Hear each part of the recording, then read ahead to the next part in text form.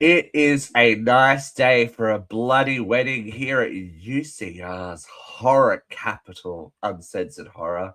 Welcome, welcome. We are live again. We got the live bug lately, don't we, Katie McCarthy? We're We living. do. We've just been very anxious to get on the air immediately and tell everyone how we're feeling. Well, yeah, we weren't too immediate with this one, but we're immediate because there's a sequel coming out like tomorrow here in Australia. So we thought we'd jump on and tackle the original because it has some sentimental favorites and stuff in there. But welcome, Mhm. welcome to Uncensored Horror. As I said, we are here, we are live, and today we are going back in time slightly to come forward in time to celebrate the release of the sequel. We today are reviewing 2019's Ready or Not. 2019. The last year it was Simpler relatively times, normal. right? Very, very much so. Simpler times. What were you doing in 2019, Katie McCarthy? What were you doing?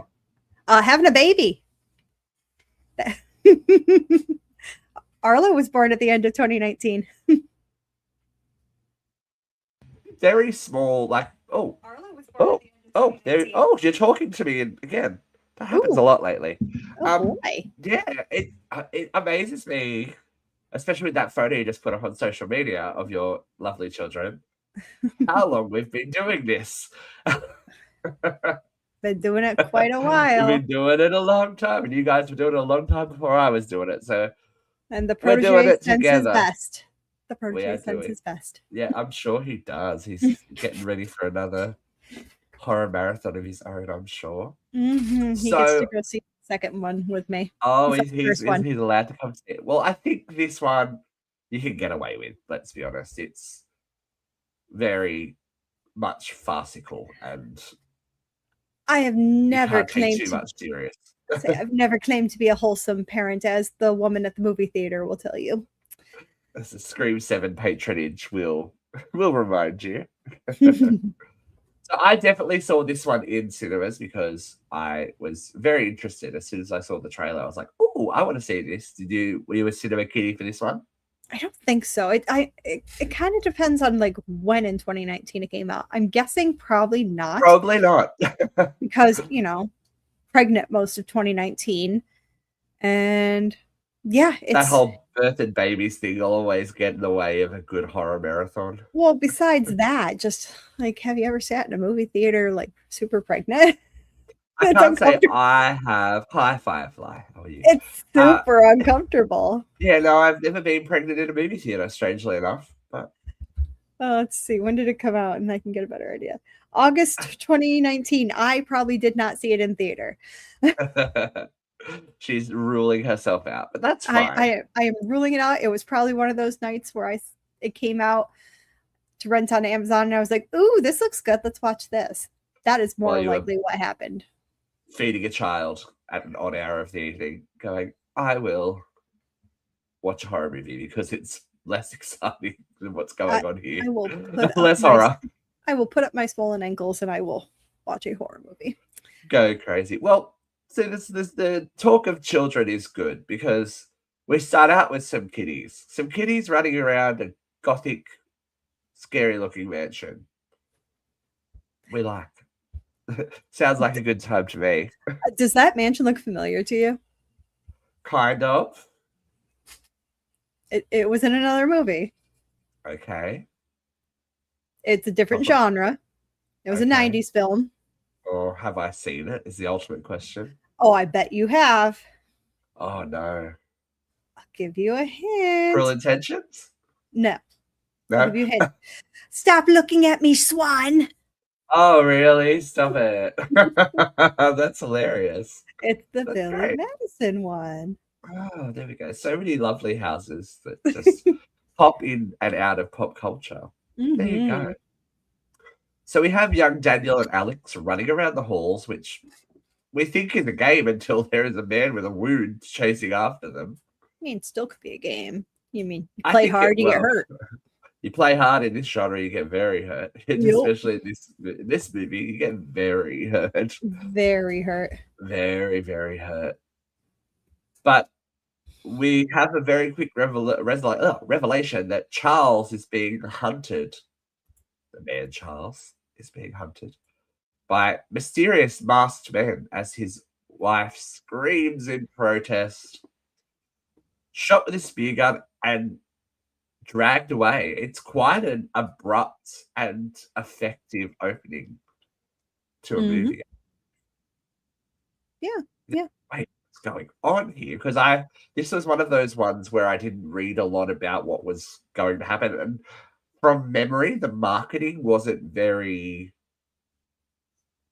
uh forward facing with what the movie was actually about. I There don't was we'd have to watch the trailer again to really get an idea of what the marketing was. I don't yeah. remember. It's been a while. The reveal at the end was a bit like, wait, what? What?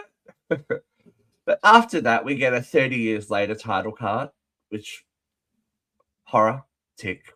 We know we love it 30 years later, or 10 years later, or 20 years later. It Mhm. always sets it up nicely. Where we meet Grace, Australia's own Samara Weaving. I love this woman. This was the beginning of her like Scream Queen moment. This It was. was this one of her first few films?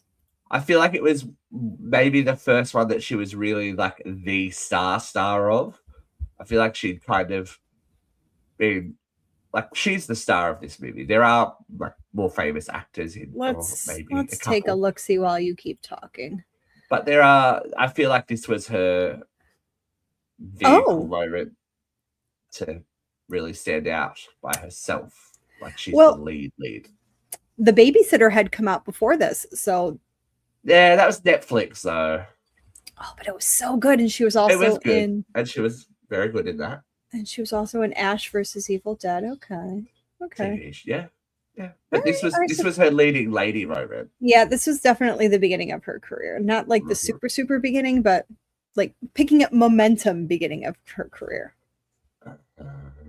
Okay. So yes, we've met Grace and we meet her betrothed, Alex. Alex Domas, the heir apparent to the Domas family games establishment, monopoly, whatever we want to call it. And this is a classic Let's Meet My Crazy Family film, but they're real crazy. From the get-go, these people are off the chain. So we meet Alex's brother Daniel and his wife Charity. Alex's cocaine-addled sister Emily. I love Emily. Her husband Fitch and their young sons Georgie and Gabe. Oh my god, those kids. Of course, eccentric, we'll call Aunt Helene, and parental units Tony and Becky. What a motley crew of people. Why is it that Andy McDowell is just so good? And I mean so good. And I wouldn't call her necessarily a villain, but she's a bitch. she's a bitch for sure. But like, I don't know if I'd want to like go the full length and call her a villain. But she is let's call morally ambiguous. Yes, morally ambiguous. Yes, we'll go with that one. I think that's a big argument for this movie as a whole because we'll find out more later. So Grace is a former foster child and she has been struggling her whole life to find a sense of family, which she thinks now that she's married into this dysfunctional, as we already are finding out, family. She's found her family and she might have found a bit more than she was looking for. So we have a stereotypically lovely wedding, and the family gather at the mansion, a very familiar looking mansion from about 10-15 minutes ago,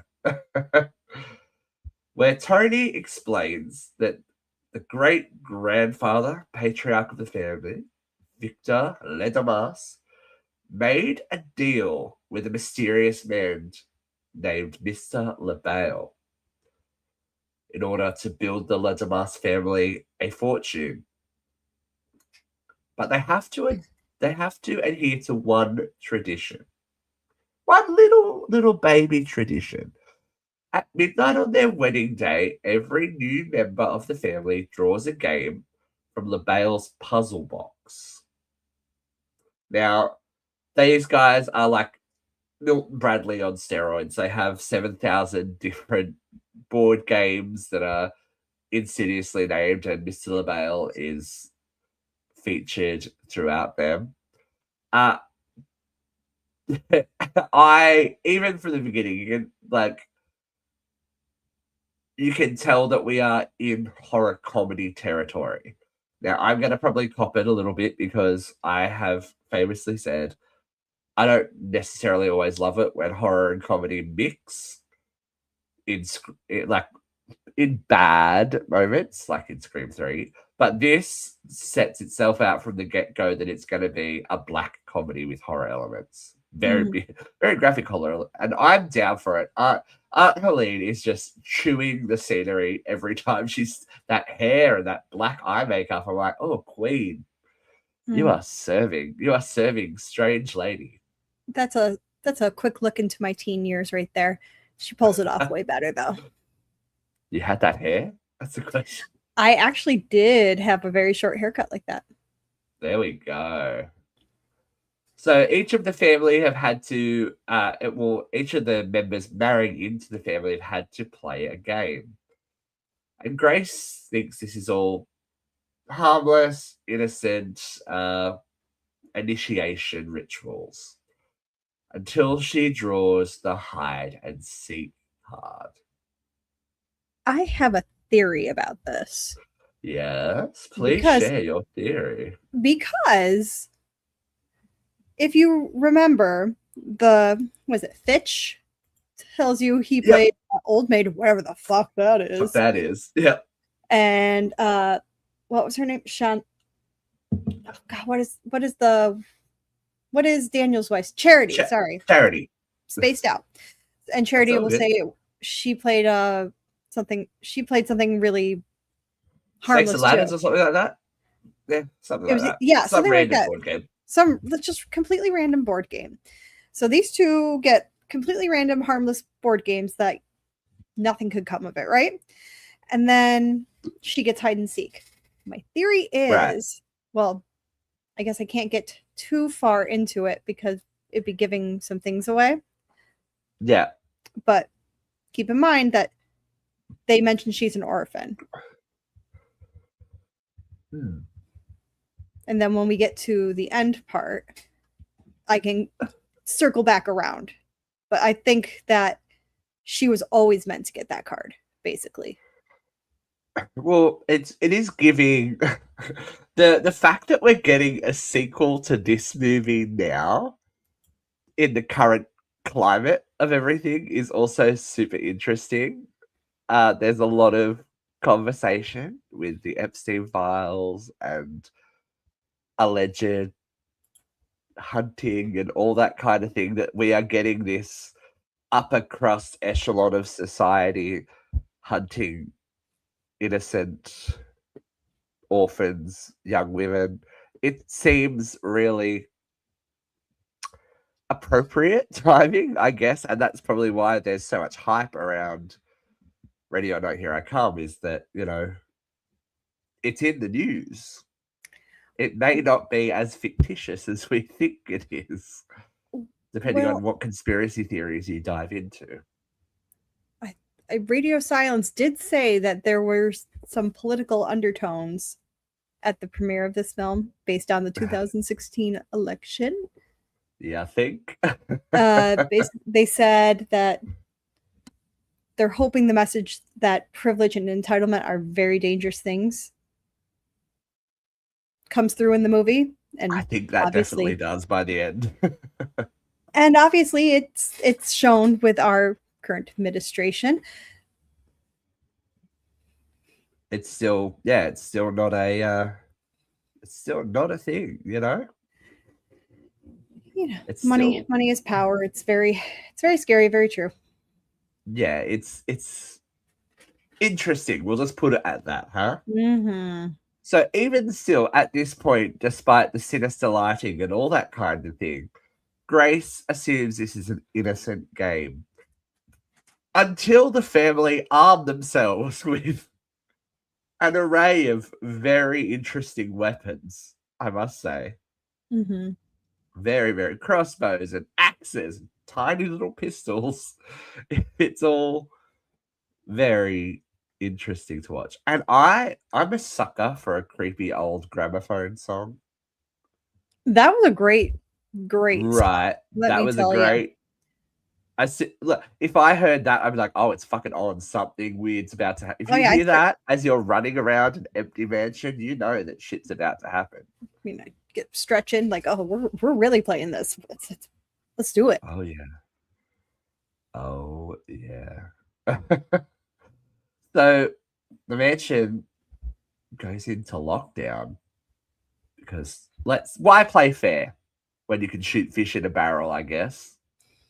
It's a nice little analogy for all those uh, people with finances that do hunting parties on like wildlife reserves and stuff like that. Don't actually do the hunting. Do the easy version.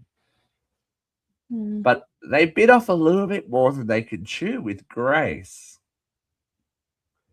who gets the revelation from Alex. Alex has trepidation. You can tell he at this point is very torn about what is about to happen to Grace. He reveals that family is cursed. If the new member draws the hide and seek card, the rest of the family must find them and ritually sacrifice them before dawn, or the whole family will die. Now, So yep, sorry. now that you said it, my whole theory was that she was always going to get it. She was always meant to get it because she is a foster kid. She has no family that will be looking for her. Well, we'll see about that. We'll see about that. So the card was last drawn by Helene's husband, Charles, who we saw in the introduction, who was found and then murdered, ensuring the longevity of the family. Mm-mm. There we go. Beginning explained. And with the mansion in lockdown, Alex decides to try and aid Grace's escape.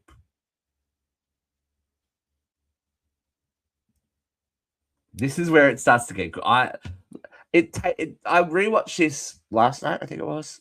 Can't remember. It doesn't take too long to get started, but it's just the right amount of time that we get into this cat and mouse thing because I've got to say, Samara Weaving's good at this. she needs to do more, which she obviously is now. Mm-hmm. But she's very good at being at this final girl energy. I mean, in The Babysitter, she was very much the villain for when it's revealed who she is, she's very much the villain in both of those movies. Oh, although in the second one, she's a little bit more. They soften her a lot that second movie. But is she really the villain, though? She wasn't intending to do anything to the kid. She just wanted a little blood. Yeah, well, when you take blood from children, that's usually a bad sign. I know.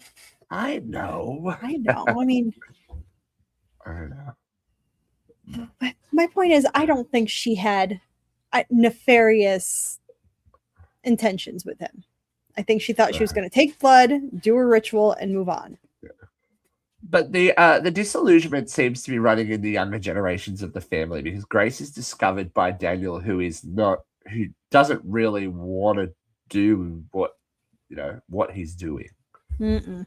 But there is this sense of obligation because it's revealed that Alex saw, or they believe he saw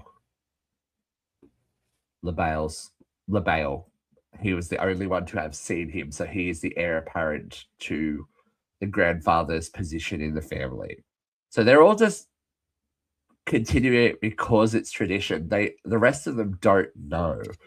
And I think these two younger kids, having lived through it, are going, oh, I don't know, but we've got to kind of do it. Because as we find out later, or we've already found out, Charity and Daniel have children of their own. So it's a tricky situation, because do you doom your children to possible death and destruction, or do you traumatize and implicate them to stay alive? It's timely stuff. So he does give her a head start.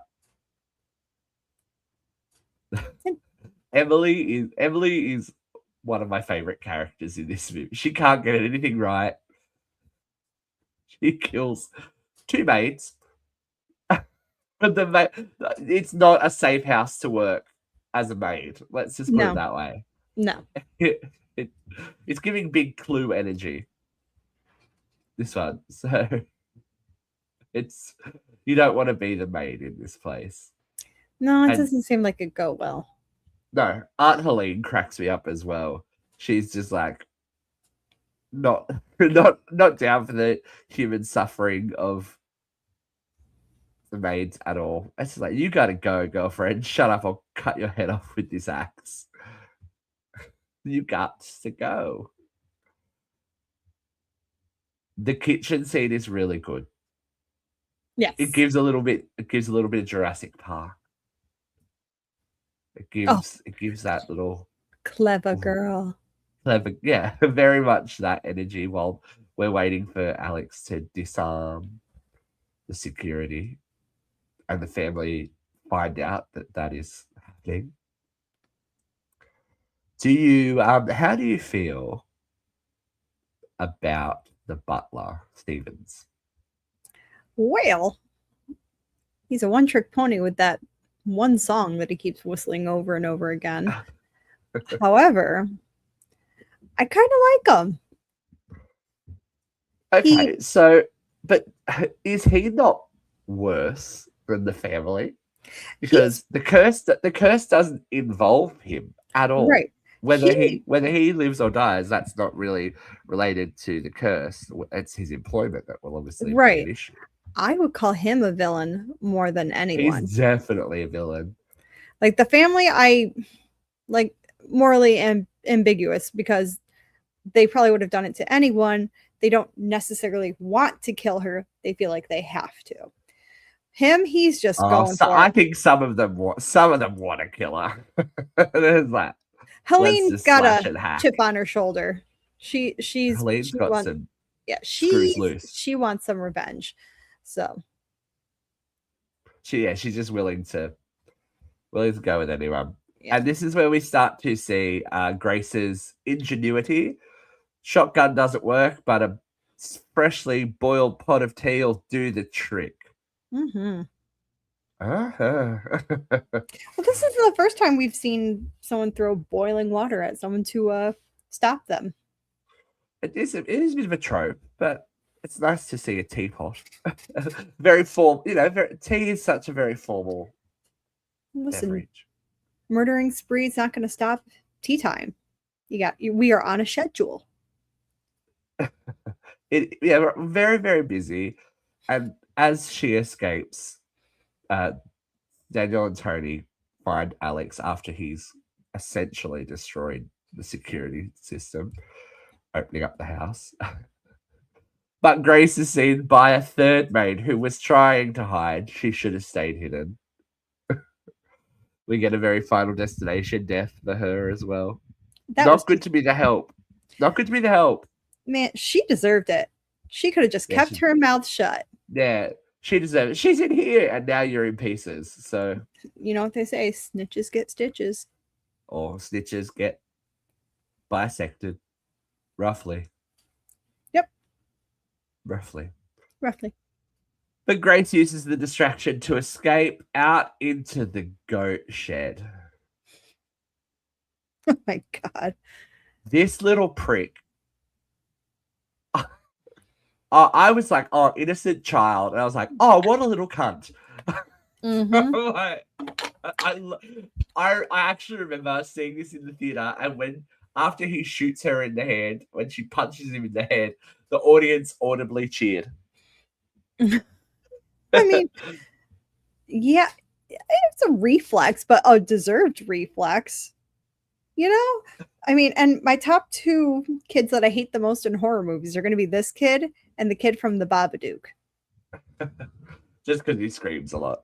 He's really annoying. I understand Yeah, kids scream and they have big but feelings, but man, that was a really, really annoying scream. that was kind of the point, I think, of Babadook, right? It was, but that's neither here nor But there. That's hey, another time. That's good filmmaking, right? Good filmmaking and good acting. It was a And this kid spectacular was a film. good little bastard. You're like, We can touch so on that another time. poor Grace has a hole blown in her hand, and then she falls backwards into the remnants of goats and dead animals. And oh, Charles, who's just there, Just along chilling. with some other previous sacrifices of the La Tomasas. Mm-hmm. So she's in a body pit. Gorgeous. Gorgeous, gorgeous. We have our little body horror gross moment when she crawls Mm. up the Mm. ladder and then Oh, puts her wound God, no. over the rusted nail. Oh my god. It's like fingernails and eyes and holes in hands. It's yeah, that's it. That's just, and I was like, oh, she's gonna do it. She's gonna do Yep, it. It's gonna you knew happen. it's It's gonna coming. happen. And then it happened. Yeah. So Grayson sees Oh, this and goes, "She has a hole in her hand. Why does that hurt?" I said, "It's an open wound and it's a rusty nail. What do you think?" yeah, it probably touched all the exposed nerves and Oh, everything. And oh, God. oh, So, well, yeah, I'm still like ugh, they shivering from definitely got that skin crawling moment there. the like Then she just mans up and rips it off. I'm like, oh my god, you are made of sterner stuff, woman. Her that is survival instinct kicks in quick. She's that like, is I will. Oh, pure adrenaline right there. yeah. That's all that is. And then she gets ripped open by the front gate as well. Oh, Like she's having a very rough evening. she This is like, can you imagine the amount of pain she was in when she finally like calmed her nervous system? Like everything probably started like hurting and bleeding and well, throbbing. we will find out very soon how she felt afterwards. But this pure adrenaline to keep going, it's very obvious they're going to kill her. I feel like in lesser movies, it'd be like, but she understands the threat straight away. Mm-hmm. I think that's because of Alex coming to her and being so upright and forthright with the information. I do love that she escapes and then the person stops to call her to call her a bitch and drive off. And then she's like, you fucking ass like a dick sucker. And then she goes on that little fucking screaming tirade of swear words. I'm like, She's that's just exactly how you would feel though she's too. just frustrated and she's just letting it all out. Uh-huh. And great comedy in terror moment as well. Mm-hmm. It's great. Stevens, what are they paying this guy? What are they paying this guy to be this on the job? He's giving me very T2 vibes. He's Robert Patrick. I feel like his form is liquid metal and he Mm-hmm. just shows up. It's not okay. It's not okay. They have a little scuffle and she is captured. But I loved this part where we get a quite actually beautiful moment of the car flipping over and them seeing it in the background, like watching it happen. They're like sheer horror comedy brilliance as the car flips and rolls and all that kind of stuff. And then she thinks like the car getting shut down is just so typical, right? So typical. Mm.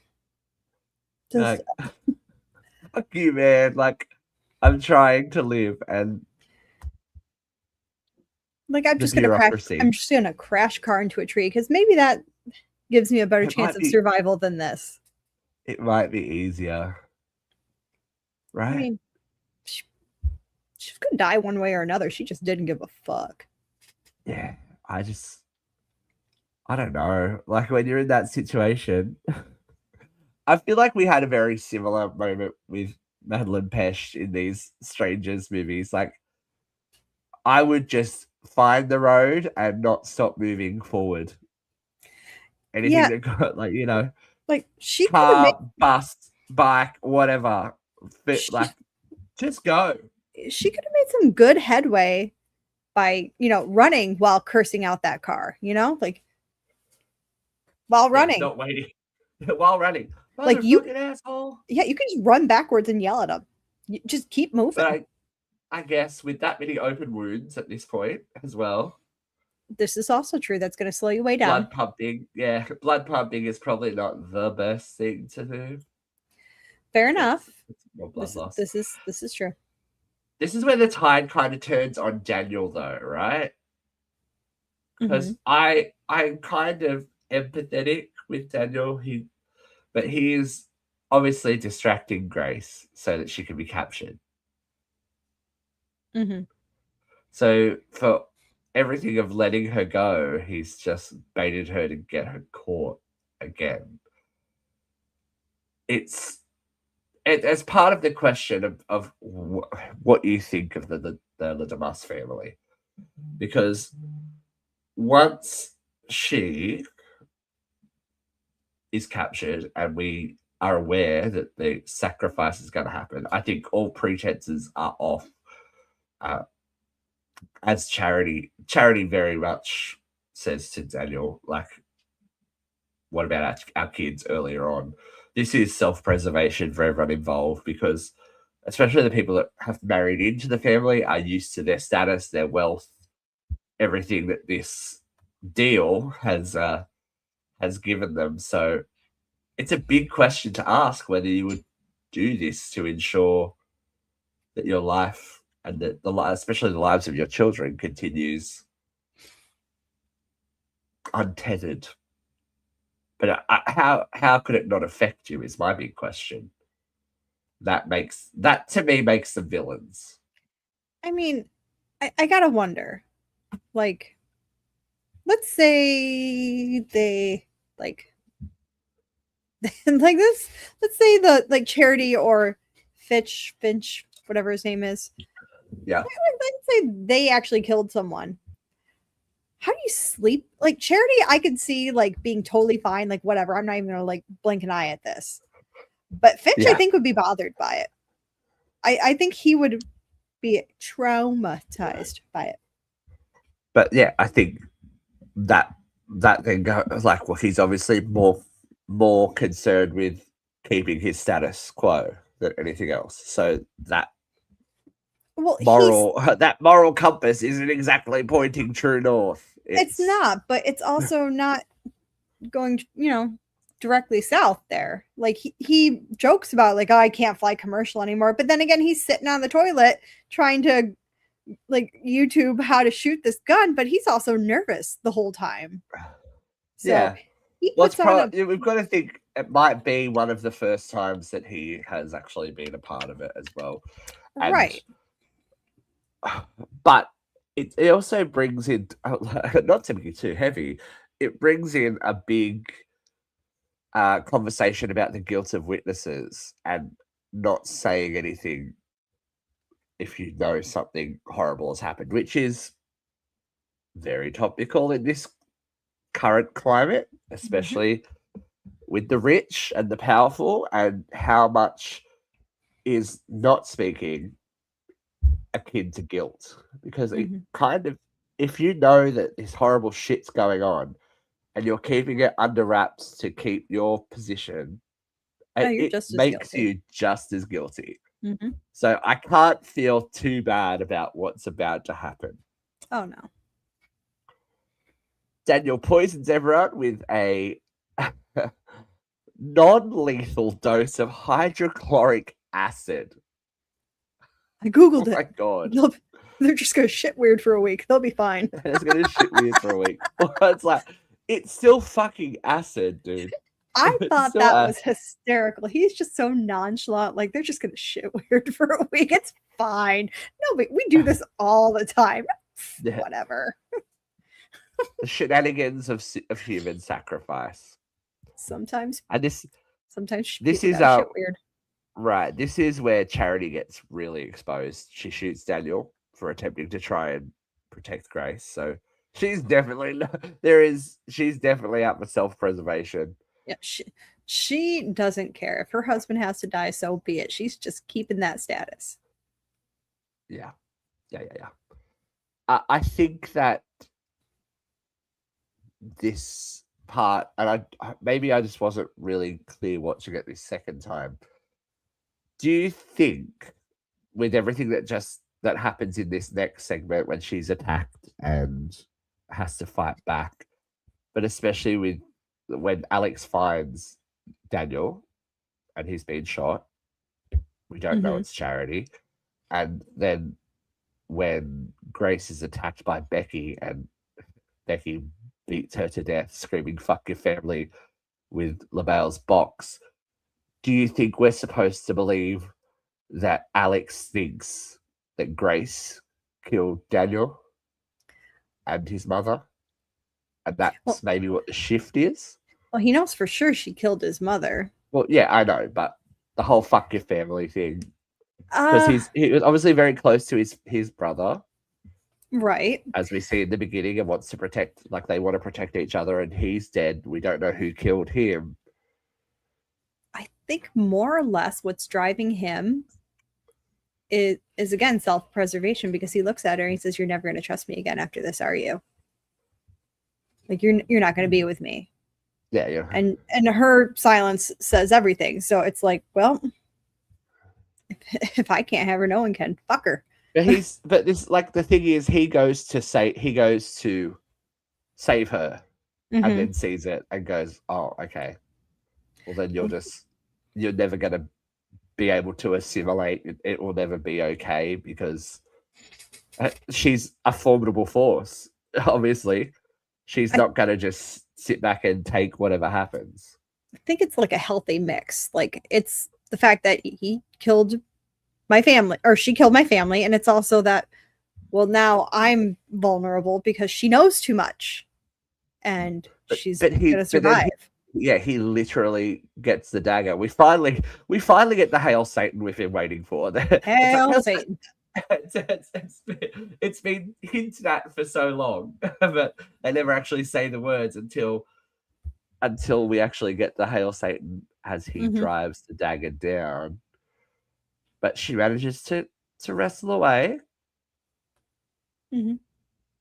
not fulfilling the prophecy.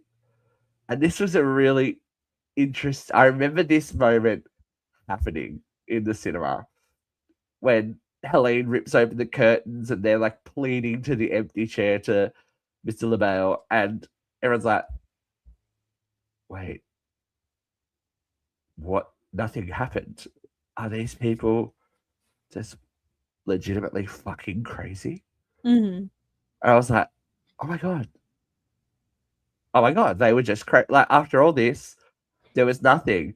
They were crazy, and then they start to explode. Kind of loved that.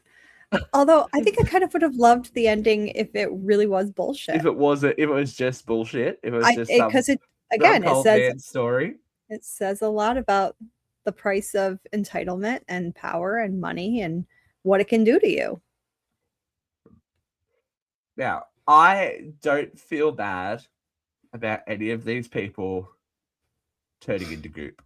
No, not at all. Not even these kids, because when they were gathered around the table, the looks in their eyes, they were enjoying her being terrified. No. They were little sociopaths and psychopaths. Yeah. That's for the goat barn, you dick. It was interesting that the kids got to run off screen and explode. We didn't see them explode on screen. Very rarely will you see a child killed on screen. Unless it's Welcome to Derry, where you'll see it a lot. But that's what made that show interesting and impactful, I guess. Mm-hmm. I just love Grace's reaction. She's just like, of course this is happening. Her satisfaction, her relief, her mania as she giggles as they all burst into blops of grossness, leaving only Alex left, who we think, maybe because he's seen Mr. LaBelle, he might be spared. And he begs for forgiveness, but she manages to toss the ring back and say, I want a divorce. As you do. He explodes into a puddle, which is glorious. That marriage was never going to last.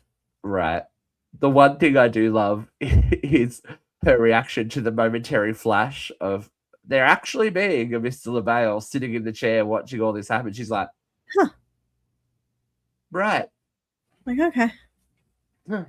Mm-hmm. And as the Domas mansion burns down around her, she does what any soul survivor covered in blood in a wedding dress should do. Light it up. Lights a smoke. And when the approaching med team arrives and asks what happens, she just says, in-laws. It happens. Great ending. If everyone that's been scarred by any kind of difficult in-law relationship, I think a lot of people would have some feelings about this movie. Mm-hmm.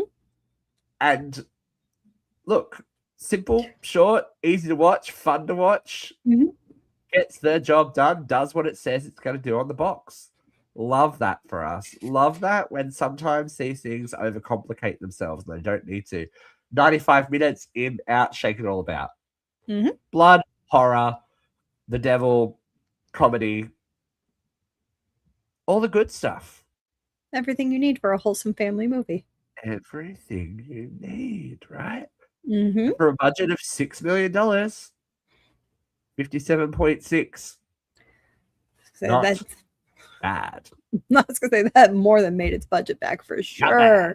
Not bad at all. But it has taken a while. So 2019, Ready or Not 2, Here I Come, is only coming out in 2026 because obviously the filmmakers were a little bit busy in between.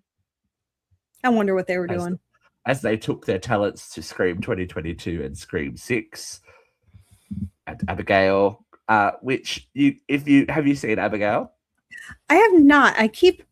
You know what happens? It's good. It's very much this vibe.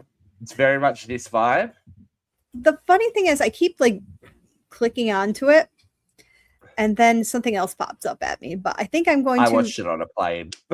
So. I think I'm going to sit down this weekend and really commit to Abigail. Give it a go. It's a good movie. I have heard that I will maybe a little bit more horror than this, but it's definitely in the same horror comedy genre. I mean, I'm down. Yeah, definitely. Radio Silence kind of they know what they're doing in this area. Now, Guy Busick wrote the script for this. Famously, was writing the script for Scream 7. This is a stronger movie. This is a much stronger movie. A much stronger movie. Yeah. Yeah. Interesting, right? I feel like they're definitely... I think when you've got a franchise that is as iconic as Scream, you're always going to run into issues, as we've seen with the fan base and with people who want certain things. But this was their own creation, so you can do with it whatever you want, and we'll see how well they do with it very, very soon, because the new movie comes out in less than 24 hours, and it answers the question of Grace being alone because her sister pops up in this one. Grace is a strange younger sister played by Catherine Newton. Pretty great casting. Love her. pretty great sibling casting, I think. The two of them So are going to be together. I think this movie is gonna the sequel is gonna be a lot of fun. As we already said, Samara Weaving, Catherine Newton, Sarah Michelle Gellar, Sean Hattersey, David Cronenberg, Elijah Wood, Nesta Carbonell, Kevin Durand. Like, there are some great names in this next one. And we will talk about that very, very soon when we review Ready or Not 2, Here I Come. But for this argument, how many brain splattered game boxes do you give Ready or Not out of 5, Miss Katie? It's going to be a high one. I'm not going to give it a 5 because I don't think it was a perfect movie, but man, No. it was good. Yeah. I'm going to go with solid 4. Yeah. Solid 4. Because it was damn near perfect. I'm going to agree with that. It's a lot of fun. And I think, as I said, we are on the scope of horror now where you can have these very serious, dark, highfalutin idea horror movies like The Babadook, like The Witch, all of that stuff. Then you can have your slasher goodness. I know we did last summer, Scream, all that stuff. But you can also have this, your sleepaway camps, your Ready or Nots. So when it comes to horror, and maybe I'm alone in this, or maybe you agree, it has to have a few things. It either needs to be very, very fun. It has to have a dynamic cast and be a lot of fun where you're enjoying the experience. Maybe the script's not the strongest, maybe the plot's not the strongest, but everyone on screen is showing you a real good time and you are enjoying yourself while watching this. Is it going to win any Oscars or Golden Globes? Probably not. It's not the highest brow of movies. It's not high caliber, but it's a really, really good time. Or it has to be a great, solid script, beautifully written, actors perfect, and it has to make you feel something. Deep, it has to move you. Uncomfortable emotions. It has to make you uncomfortable. It has to make you sad. It has to make you scared. Yes. It can't be in between or it falls flat. Like we've seen with The Strangers. Going 100% with something. Great example, because those first two Strangers movies were guttural, were like primal in their fear and their reactions to, and just the horror of the situations. And they went there and they weren't worried about the audience flinching. The one thing I can really kind of compare it to that was released recently was the movie adaptation of Clown in a Cornfield. Yeah. Like the book, when you read that book, it doesn't play out like a comedy at all. There is a scene in the field at the high school party, which is absolutely horrific if you, in reading it, and it is tense and it is uncomfortable and it is that survival, oh my god, what's happening, panic survival moment, which in the movie they decided to play for laughs. And it didn't read because they weren't confident enough with this.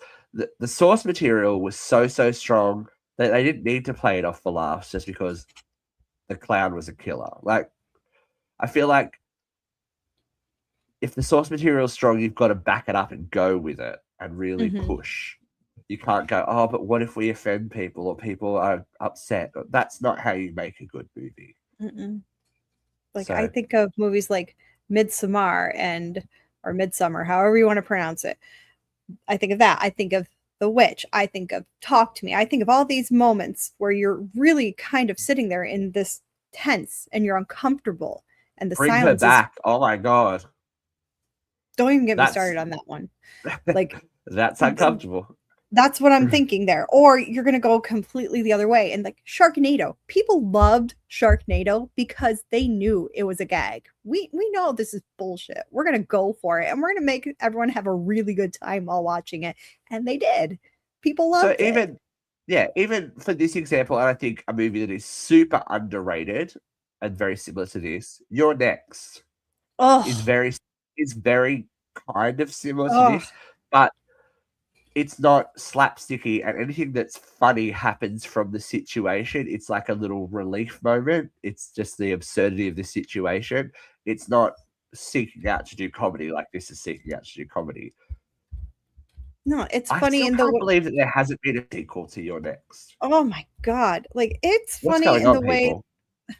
It's funny in the way that the original Scream was funny. Like, it's Yeah, it's aware of itself, but it's not trying to be funny. but not to its detriment though. No, not at all. It's situational awareness that makes the comedy work Right. And in that one. you Yeah. know, you What a know why great there's movie. probably not another one, because the man is probably too busy directing Godzilla films. Like, come on, dude. And But come on, granted, dude. I love me some Godzilla, so don't get me wrong here. But I do need another one of these, because Erin is Yeah. probably one of my top 5 final girls.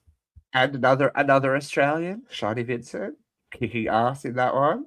And Clear, I feel like that's such an under developed character, like finding out that she grew up in a survivalist cult and Mm.